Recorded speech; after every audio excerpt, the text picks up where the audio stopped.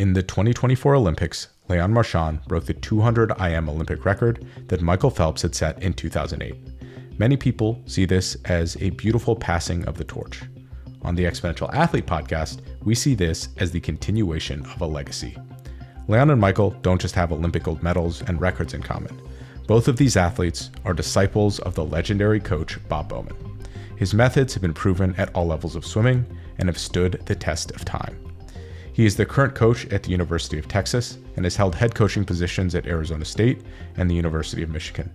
He was also the U.S. Olympic team head coach in 2016 and has been involved with USA Swimming since 2004.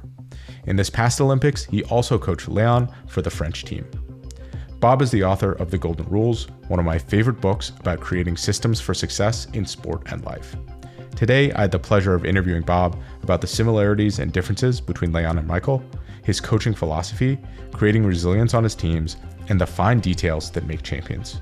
If you're already a fan of the pod, you know that I've done extensive study into Bob and Michael in the past couple episodes. It was amazing to be able to learn from him in person. Bob, welcome to the Exponential Athlete podcast. Thank you for coming on. Oh yeah, pleasure. So I've done a lot of research into yourself, to Michael, and then I'm recently learning a lot more about Leon. Yeah. And as I'm studying these athletes, I'm interested in what are some of the similarities that you see in Michael and Leon, and what are some of the differences? Trying to tease out, hey, what is that sliver of greatness in the Venn diagram? Right.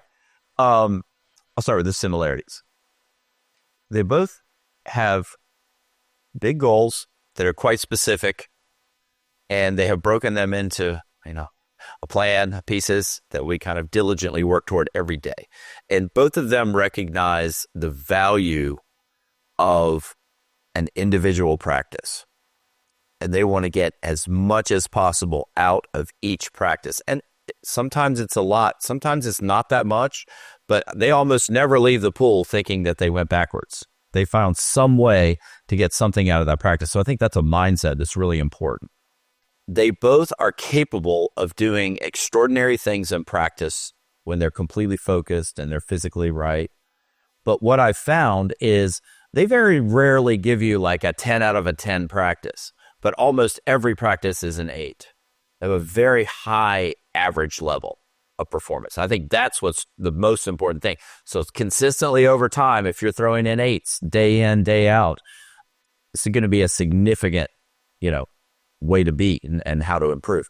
Every now and then they get a 2 or 3, but it's usually 1 and they're right back to 8s. They don't spend weeks at a time substandard practice. It might be a day, maybe it's 2. If they were sick or something, they're right back to their level. So I think that's important. They both realize the importance of technique, and they're trying to improve it all the time. Both of them got onto the underwaters, right? And have used that as their most important weapon, I think, both of them. It was Leon most particularly because he's on a lot of short course, but also in the long course, both of them have utilized that probably better than anyone else to date. And for clarification, that's like the dolphin kick. It's the dolphin kick underwater. Yeah, Michael's the first person to ever really use that. I'd say to near its potential. And I think Leon's taken it to a new level altogether. And sorry for clarification, the benefit there is that they get to use that in every length of the pool. Every length of the pool. And when you are in a streamlined position underwater kicking, you're moving faster than you will ever swim on the surface. So the faster you can do it, the better. The longer you can do it, the better. So the more time you spend underwater, by far the faster you're going to go as compared to surface swimming. So they have that. Both of them have a unique ability, which I think is a combination of something that they already had, innate kind of thing, but also something that we've worked towards developing. And that is the ability to relax and focus under pressure so that when the pressure is at the highest, their performance level rises to meet it. It almost never happens. Virtually anyone under the pressure of the Olympic Games or the NCAAs or any of these kind of things, their performances drop a certain percentage. And the goal is to have them not drop too far. But both of these guys have gotten themselves to a point that when the critical moment comes and you're swimming for a gold medal, they can get the very best performance under the highest pressure. And that's quite rare. So you said part of that is innate, part might be constructed. Yeah. What What goes into constructing some of that? I think putting them in situations in training where they have to face adversity is very important, and where they have to face stress. You can't just always, be relaxed in the practice, even though they're working hard. Sometimes I put them under stress. I'll be on the next one. I want to see under 50 seconds. And maybe they do it and maybe they don't. And then maybe one time it's like, we're not leaving here till you do one under 50 seconds. Sometimes they do it right away. Sometimes they don't, but they keep trying, so you kind of put them in situations that are artificially stressful, probably in the training, that then sort of prepares them for the real stress that they're going to get in the meets. There's this famous story about me breaking Michael's goggles, and I did. It was actually kind of inadvertent, but it ended up working to our favor. We were in a meet in Australia, and my kids that were there, they had all their stuff all over the floor. Like Michael's goggles, his cap, all this stuff was just on the, and it was like a mess. I was like, well, what if somebody came and stepped on your goggles? And I just did it. He didn't know. And then he swam the prelims and he came back and I was like, well, pretty good job. He's like, my goggles filled up with water for some reason, but I just counted my strokes. I'm like, good job. So he didn't even know I had really done it until years later. But I do think making things difficult for them in situations like that, when it's low risk, right? Ultimately low risk. If he didn't do well in the prelim of a World Cup, who cares? It helps them later in the situations where the stakes are much higher. So if I remember correctly, you'd also do other things outside of the pool. So I believe you guys trained with Navy SEALs. You made the driver show up late purposefully, yep, Michael. I did. To some things. Is that just for training for the Olympics, where there's, from what I understand, chaos? Well, it's good for anything, but the real key about the Olympics is, I tell my guys, the Olympics are a large media event with some athletic contests sprinkled in. That's what it is. So it's not always the top consideration is not always given to the athletes. You're just in this environment where there's a lot of exposure. There's a lot of people. There are billions of people watching, right, around the world. And you have to kind of do your thing. And the key is they are all trained to swim their event. The swimming the 200 free is not going to be a problem. But it's doing it in that environment is the problem. And a lot of things that happen at the Olympics are the buses don't come on time. The buses go to the wrong place. The meals aren't that good sometimes. There are a lot of things that happen in the venue that could be upsetting or unpredictable. So you just have to learn how to roll with things like that. And that's why we did some of those things with Michael. So I want to backtrack a little bit. Yeah. Talked about the audacious goals that Michael and Leon have. Something that I've noticed from studying a lot of athletes is it seems that the goals that they set very far away are actually really vague. And you talked about this in the book, like the dreams. Yeah. But the goals that they have as you get closer are super, super specific. Yes, for sure. How do you prevent people from going like, oh, I want to win 7 gold medals, when you kind of have to win the first one, or you just have to focus on the pool and focus on being the best? Well, we spend a lot of time talking about process and not outcome. We talk about the outcome, but we talk about don't think about that, right? It's a natural kind of outgrowth from whatever you're doing on a daily basis. And I actually you ever heard of this Jordan Peterson guy? He's on the web all the time. He had a really good one last night that said, you can achieve any goal if you make the first step small enough. And that's exactly what we do. You don't have to worry about 8 gold medals. What you have to worry about is this 500 free that's right in front of your nose right now. Do the turns better. There's something small that they can do. And that's how you achieve these big goals, is you break it into little parts. I used to tell Michael, it's like, what is this thing they say? How do you eat an elephant? One bite at a time, right? It's just like one little bite. You don't just do the whole thing. Not that we would do that. But anyway, it's just a good way to think about what we try to do every day. And that is focus on what is right in front of us. Because that's the only thing that you really have control of. You don't have control over tomorrow, what it might be like, what condition you're going to be in, or certainly not 4 years down the road.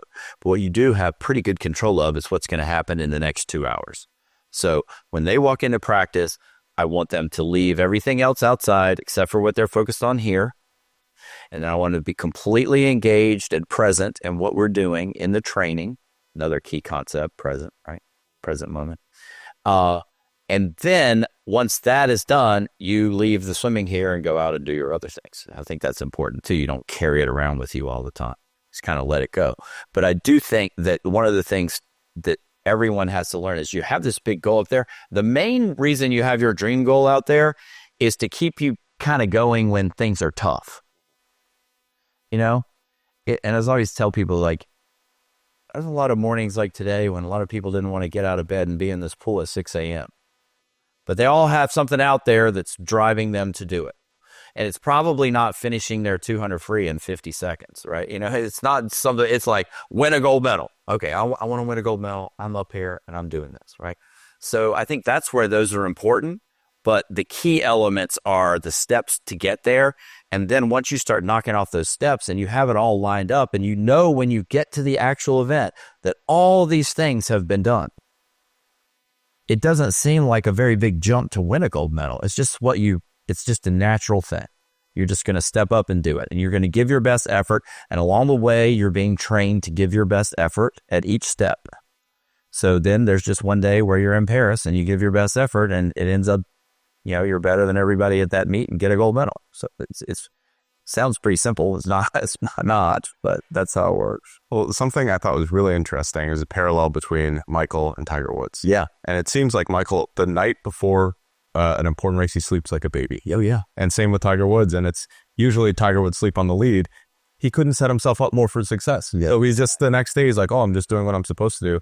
I'd be nervous if I was 3 shots behind. Yeah. I wouldn't sleep well if I was chasing. Yeah. But if you've done all this work and put in all the effort, it should be natural that you go out and perform. Michael said many times, he'd be like, I've done everything I can do. All I'm going to do is just give my best. I know that I've prepared. We'll see how well the preparation went, right? That's when you find out. But Michael was very good sleeper.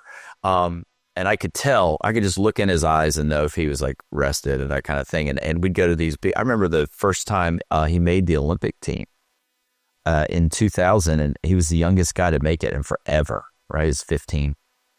And I was super nervous, right? Because I'd never had a kid like that. I knew he's going to probably do it. And I remember when I met him to go to the finals, to swim the actual final of the race. I was like, did you get any sleep? He's like, yeah, 3.5 hours. I was like, all right, we're good. Like, you know, you're just able to do, not very few people are able to do that, but Leon's pretty good about that too. If he gets his sleep is his superpower. The only time Leon's ever really compromised in the training is when for something has upset his sleep. So jumping around a little bit. Yeah. What were the differences between? Yeah, the differences are, the obvious differences are physical. Michael is just massive, strong, prototypical, you know, swimming machine. And when you see Leon, you're like, wow, he's not that tall. He's not that big. He's kind of, I mean, he has some long arms. His hands and feet are big, you know, those kind of things, the basic swimming things. But he's not very physically imposing. I mean, he's about my height. He's a little bit taller than me. I'm 5'11". Michael's 6'4", almost 6'5", big guy. So that's one thing. The other thing is their demeanors are completely different. Michael is very Tiger Woods, incredibly intense about everything he does. And to do his job, he has to kind of get intense. Leon is the absolute opposite. He is the most laid-back person around the world. Oh, yeah, exactly. Just to do his job, he has to be relaxed and laughing and smiling. Like, he never gets like super intense, but that makes him nervous when he does that. So I think that those are the biggest differences, is how they just are as people. And all that, I think, is just how they were raised. You know, I was raised to be very low key, very, you know, friendly. Michael, very fiery. I think when you coach Michael, you had to be pretty strong with him sometimes. Like, I had to like challenge him. And when he got challenged, sometimes he would push back on me and I would just push harder back. You know, we kind of got, Leon never. I was like, I think you ought to do this. I'm like, okay, and just go do it. So those things I think are quite different. The other differences are in their swimming. Michael's very good in, you know, backstroke as his other stroke. They're both good in butterfly. They're both quite good in butterfly, but Leon's second stroke is breaststroke and Michael's is backstroke. So just the training was somewhat different and how they swam some of these races, because it's a much bigger advantage, I think, to be good in breaststroke in an individual medley than the others. If I remember, Michael's probably his weakest stroke was breaststroke. It was, yeah. We had to work a long time on that. And he did. And he actually got it to a point where it was very competitive. But that was, Leon's weakest stroke is freestyle now. His backstroke's quite good. So that's odd because most people are good at free because you just train it a lot. But I would say his weakest is free. Interesting. And so you'd mentioned that these two people from a personality perspective are completely different. Exactly. As a coach, how do you cater to that? Because that might be one of the most important. I think you figure it out, number one, right? So the way that Michael operated best, Leon a little bit, but not so much. Michael wanted to come in early before practice, sit with me. I would go through the practice with him and tell him exactly what I was expecting on every part of this practice. And then he would kind of think on it and do it. Leon doesn't even really want to know the practice until he just 1 minute before I read it to him and he just gets in and starts doing it. And, but Michael, if I had gone through the practice and explained what I wanted and somehow wanted to change that during the practice, no bueno. He could not deal with that. What was on that paper and what we had decided is what we had decided, and he was prepared for that and he would do it. Leon, we could be doing something. I would say, no, let's just change this and do 3 of these instead of 4. And he'd be fine with it. He'd be like, okay. He wouldn't think anything about it. Michael would not be good. So you just have to learn what kind of pushes their buttons, what communication style they like. And Michael's a very visual learner. He wants to see it and then he wants you to tell him about it. And he's also kind of kinesthetic. Sometimes he has to feel it. Leon basically has to feel it. He's like a kinesthetic learner.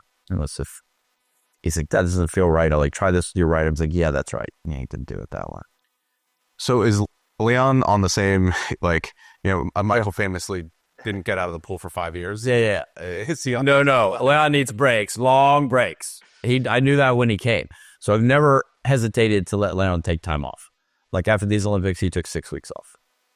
So to me, that is a huge eye opener for probably a lot of athletes, is that it works for some people. Yeah. It's absolutely grinding. Yeah. For some people, it's completely different with what we know about sleep and some of these. Yeah, exactly. No, so it's and the thing for Michael, it actually it's another one of these things that wasn't pre-planned. I didn't say, we're going to go for 5 years.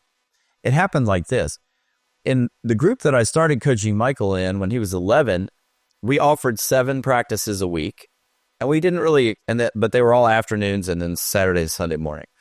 And we didn't expect people to come to all those. They could miss 1 or 2. But we're just offering it because it was just how we did it.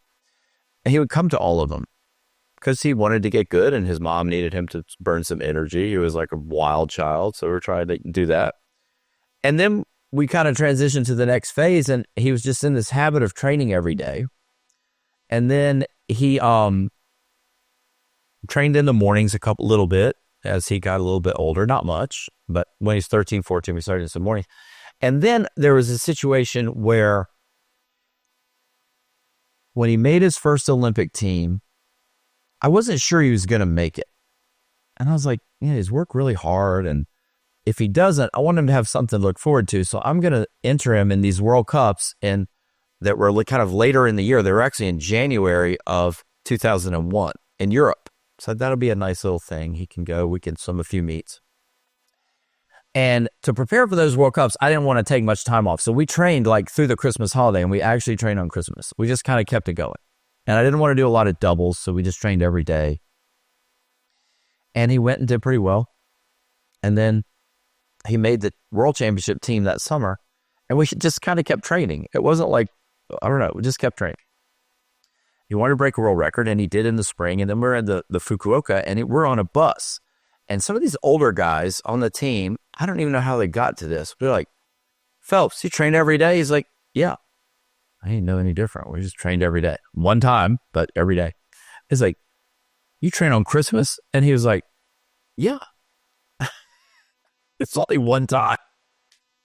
And the look on their face was like, what? And I was like, hey, Michael and I looked at each other and I was like, we're just going to keep this going for the psychological effect. These people were terrified of him. You're training every day. Like, yeah, and you're good. So, and that just kind of fed him till the 2004 Olympics. And so it just kind of, it was one of these things. And then once you get going 3 or 4 years, like, no, we got to keep it going now. So sometimes it would be like, swim an easy 1,500, just so he swam that day. It wouldn't be like he trained hard every day. Well, the psychological advantage is something that I think is majorly overlooked. Yeah, I mean, I'm starting to do research into Tom Brady now. That's my next series. And he has this whole TB12 program. He has all this stuff that he does. If you're an exercise scientist looking at it, there's some things that are like, it's like why are you doing this? Yeah. But the fact that he's created like a package for himself, that I'm doing these things that other people are not doing, it might not work. It might not matter that, 15% of this stuff isn't effective. It's that, this whole package gives me this mental advantage that I'm in a different league of. Michael would say all the time, he's like, in a given year, I get 52 more days at these guys who don't train on Sundays. After over 4 years, that's a lot of training. It's 200 days. It's like almost a year. So it's another, 6 months, 7 months. So, that was how that worked with Michael.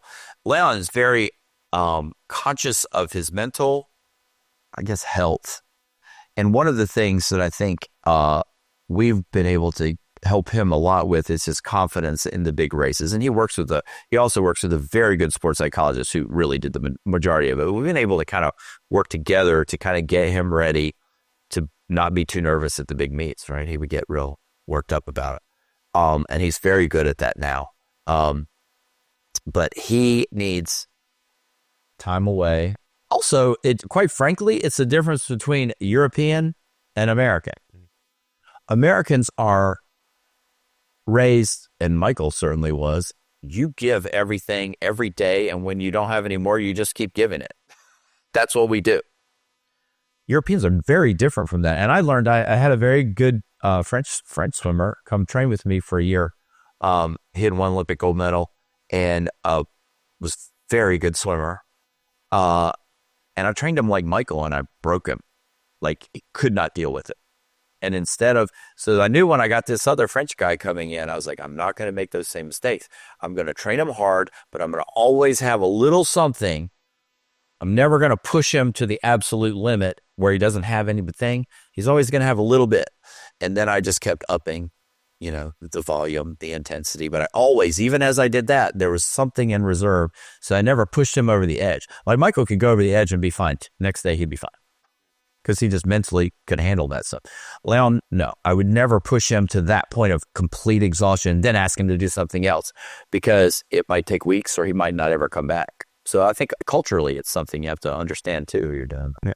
Well, the cultural element is very interesting. I had not thought of that until you brought it up. I mean, I studied Roger Federer. He's one of my favorite athletes I've ever studied, because he did it, and he had, it seems like, bliss off the courts as well.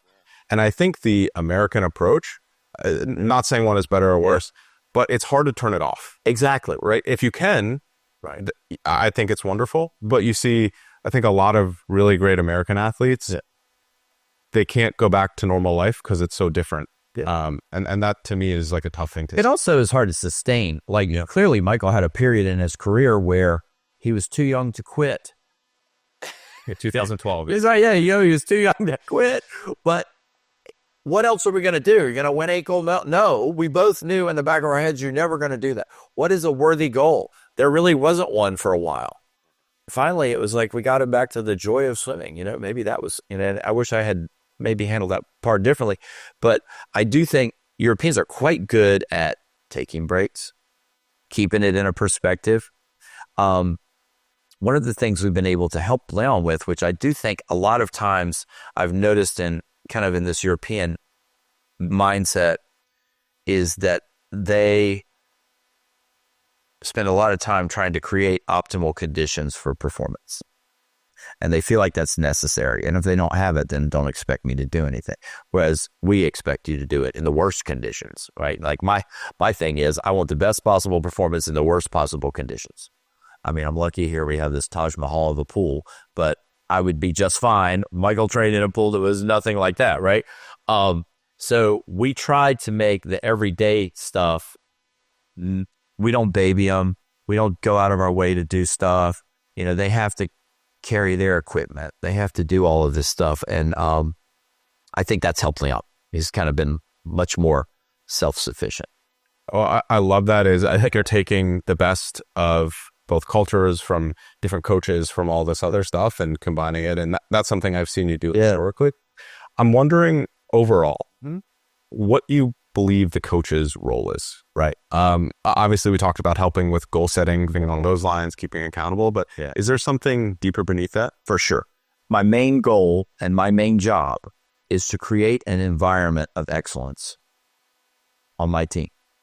If you do that, all the individuals get better, the whole team gets better, and then some special things can happen. So I am very protective of what our attitude is going to be, making sure that we have the right people in the program.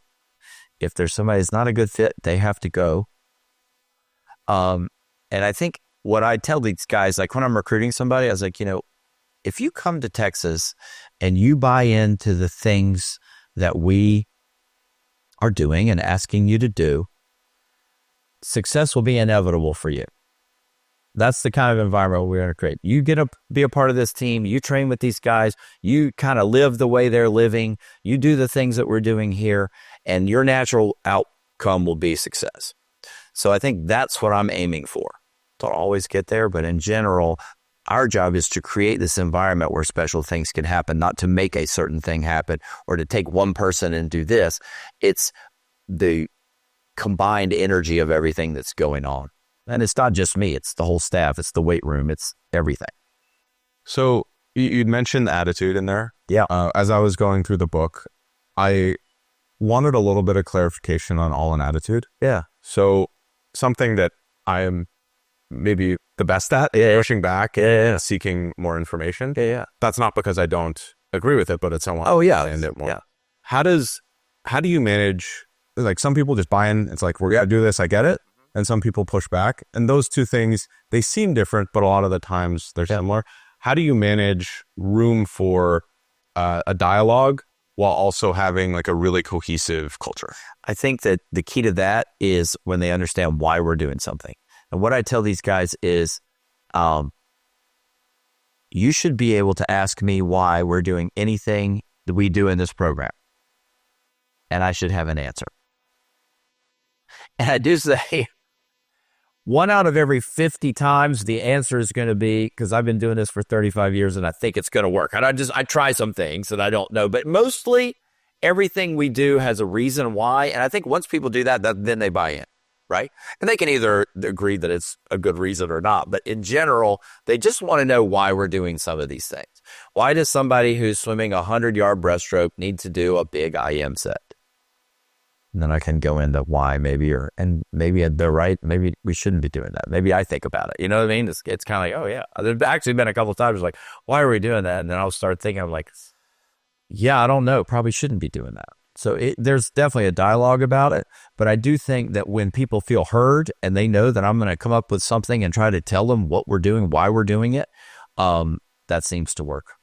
Well, what I really liked, what you said in there was like trying stuff. Yeah. So again, one of the common themes that I've seen in the greatest athletes of all time is their willingness to experiment and also get a little bit worse before they get better. Yeah. How do you make athletes comfortable with that? Because that's something that I've talked to a lot of really great athletes, but not like the best of the best. And that seems to be the differentiating factor is like, oh, I got here, I want to hold on. Exactly. Versus I want to break it and build it up even. Yeah. I just think the guys that are great, they know that the way they get better is change. Right. And that sometimes change takes them a little bit of time. It's like the best example of that is kind of a dumb one, but it's actually very telling. Michael, we talked about his breaststroke. And I knew when I first started working with him when he was 11, that his breaststroke had to improve. All the strokes had to improve, but his breaststroke really had to improve. So we kind of had this goal meeting. I remember when he was 11. And he was like, I was like, what do you think your goals could be? And he's like, well, I don't know, maybe this and 100 fly and these other things. And I said, what if your only goal was breaststroke? That you want to be ranked, and at the time, there's a thing that came out like once a year or twice a year, the top 16 times in every age group in all the strokes, all the events, right? So we wanted to be in top 16 time in breaststroke. Let's make that your goal for this year, 11-year-old year. Okay, we worked and worked and worked. He swam breaststroke in every meet, got a little bit better. At the end of the season, no top 16 ranking. Like, well, let's just keep that goal going for next year. Maybe it's going to take a little long. 11, 12, his 12-year-old year, did all that, no ranking. It's like, well, let's just keep working on it.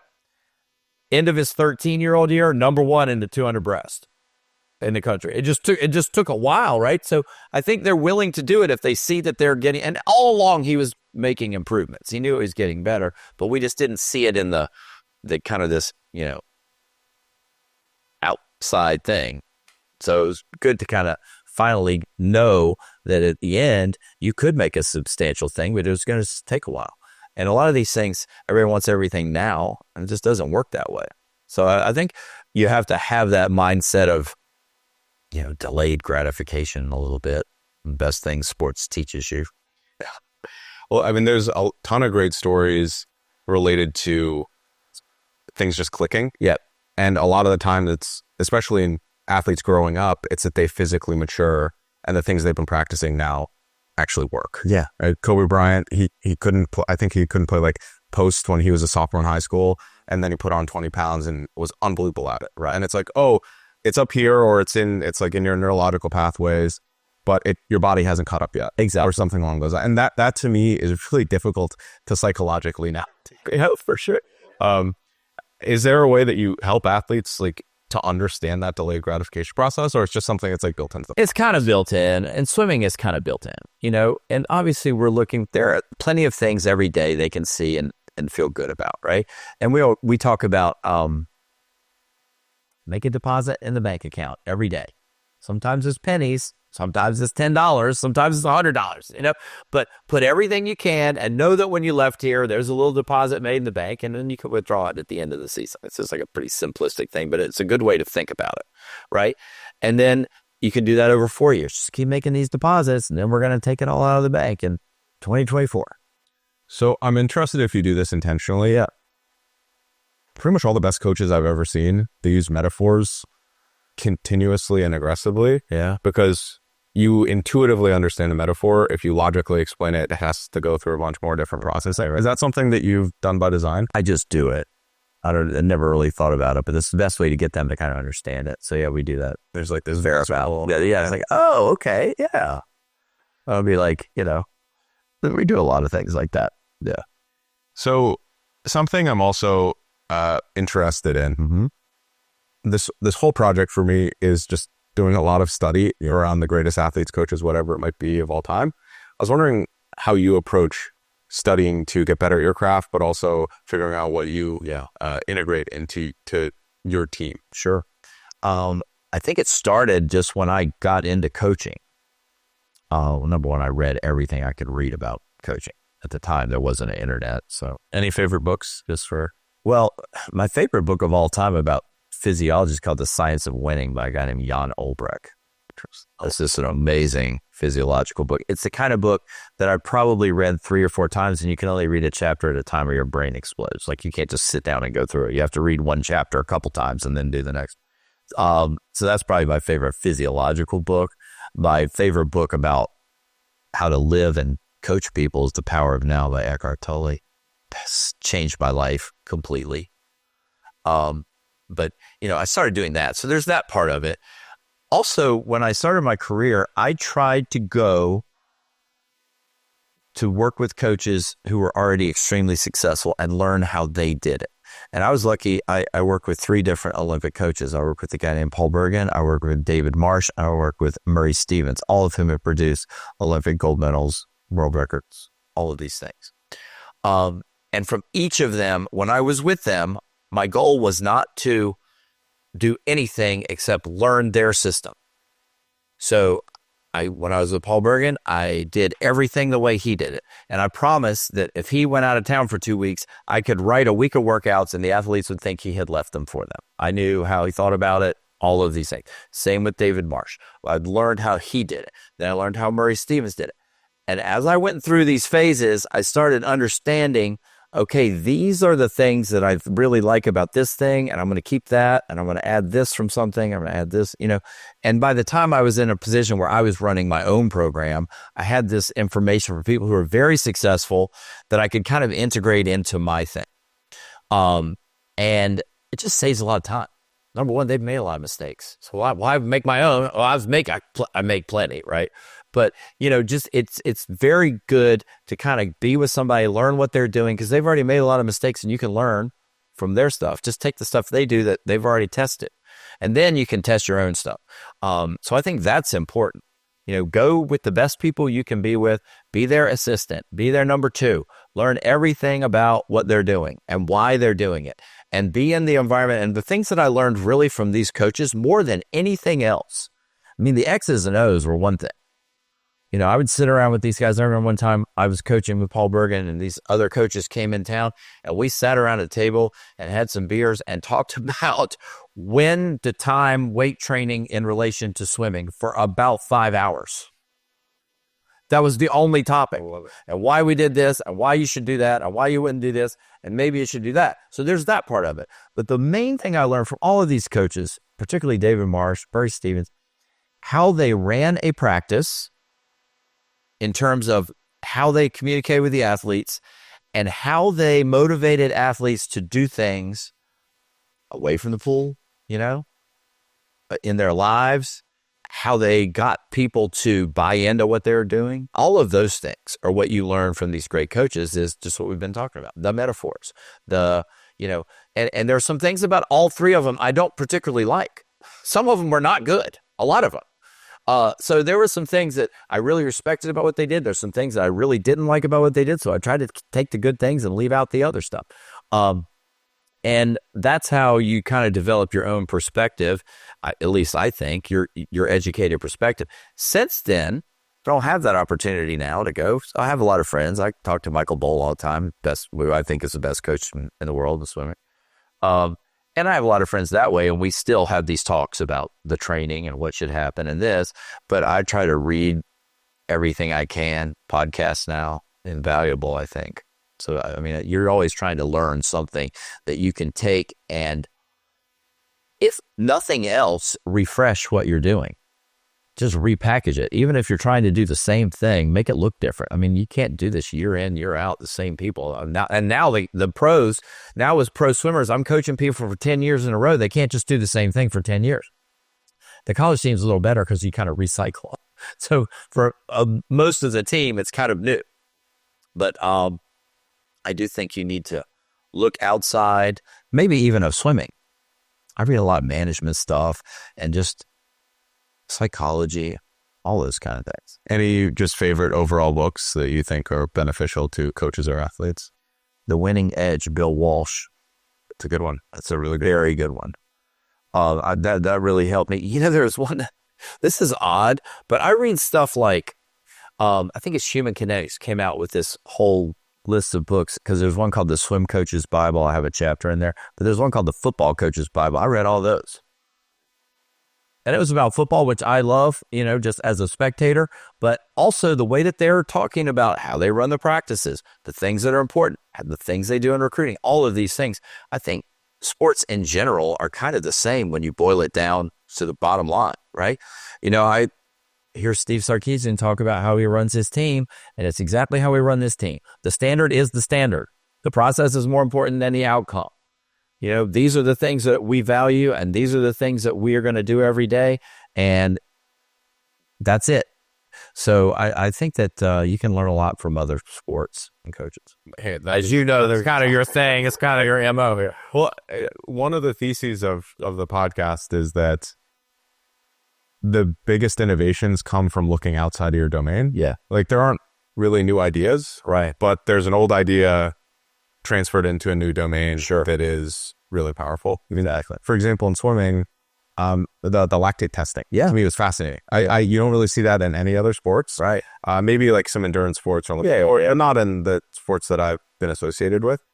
And I was watching videos on cycling, and I'm not sure if you're familiar, hopefully this isn't a trade secret, but a sodium bicarbonate. Yeah. Oh, I know all about it. And it's Why isn't that used in other sports, like in fight combat sports or things like that? Perfectly legal. It's baking soda. Yeah. There's different ways to ingest it. There's like topical, transdermal. There's maybe out. Yeah. Doesn't work with Right. Yeah. But it's like, oh, this is something that is like perfectly legal, can provide an edge in something that's endurance, and like the majority of the population that's a recreational athlete is completely unaware of something like this. No, it's kind of thick. Actually, the first coach I mentioned, Paul Bergen, we were using sodium bicarb in like 1992. That's awesome. Alka-Seltzer. Yeah. Oh, I didn't even think of that. So we would milk. You'd put that in, and then in water, and actually we had them put a little instant iced tea in there to kind of speed up how it would get in your system. And they would do it, and it was really for the 200, 400, the middle distance kind of people. It's good, but also it has to be timed, and it has to sit in your stomach, and there are a lot of factors that go into it. But yeah, no, these things have been around. Yeah, and to me, I mean, obviously this is new to me, but like, hey, it's like, I don't know if any football teams are using something like this. Yes, well, they will be if they think it'll make them better, right? Because it's the rewards are so great that they're find any edge they can find.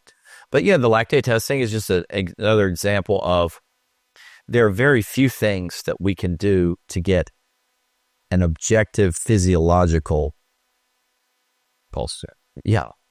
standard of any kind. That's one thing we can do. We can do a heart rate monitor. There's some things that we can do. So I think for me, it's just invaluable to then tie that back to, then you see the guys are like, well, you cleared your lactate like this. This is what this training does. It teaches you to do this. And like Leon, oh my God, Leon's like a textbook of that.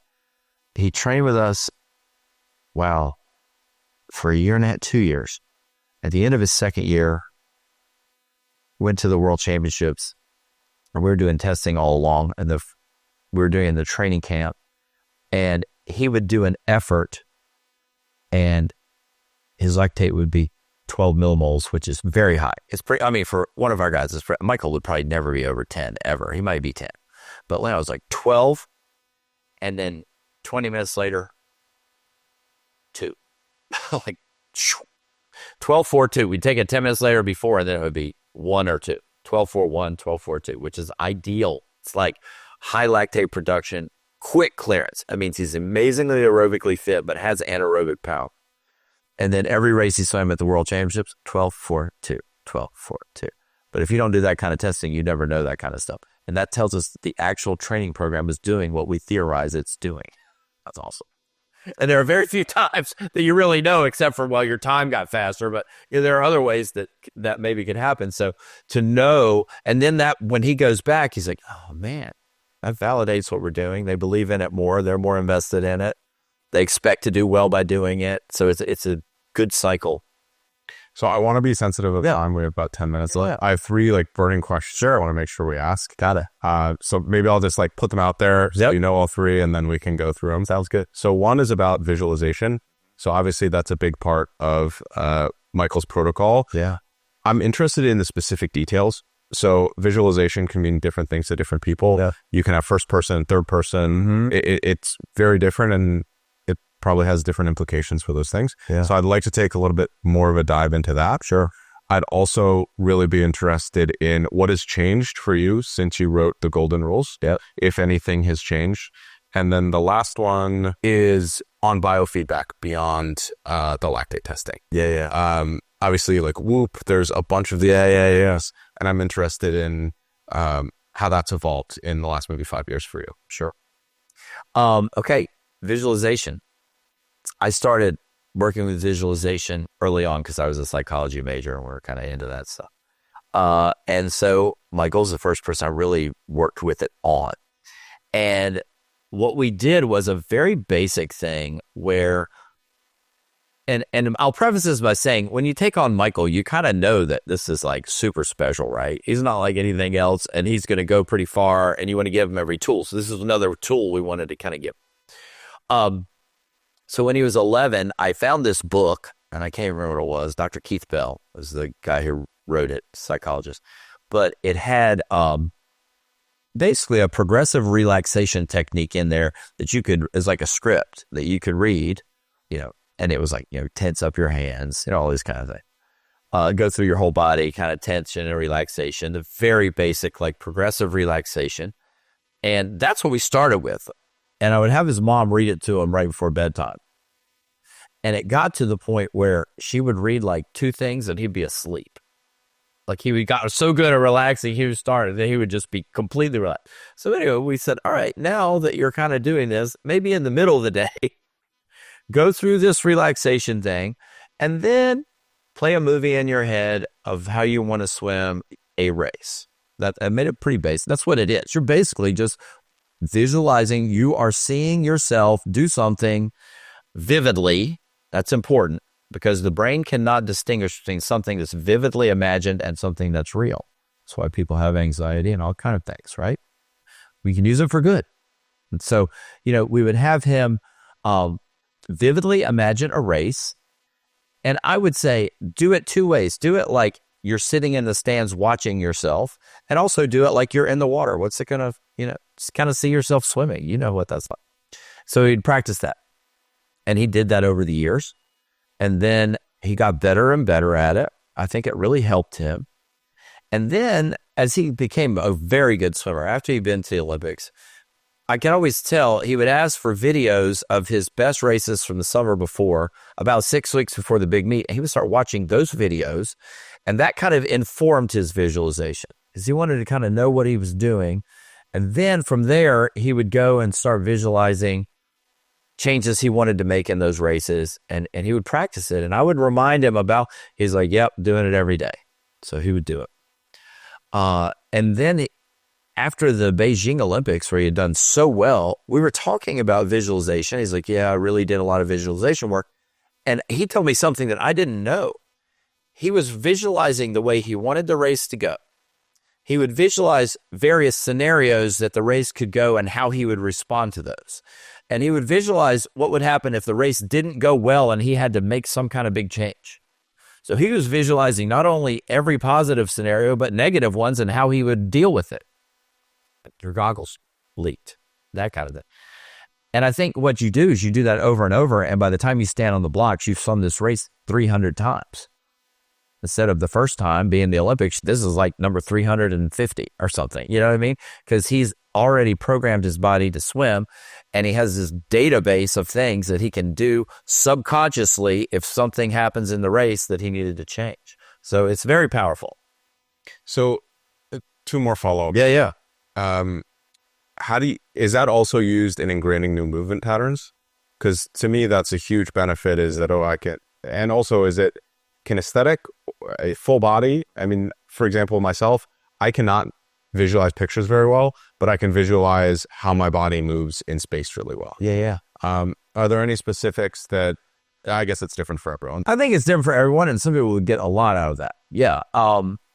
There was a technology that we use based on neuroplasticity before where you could watch a video of a skill and it was edited in a certain way and you would watch it repeatedly.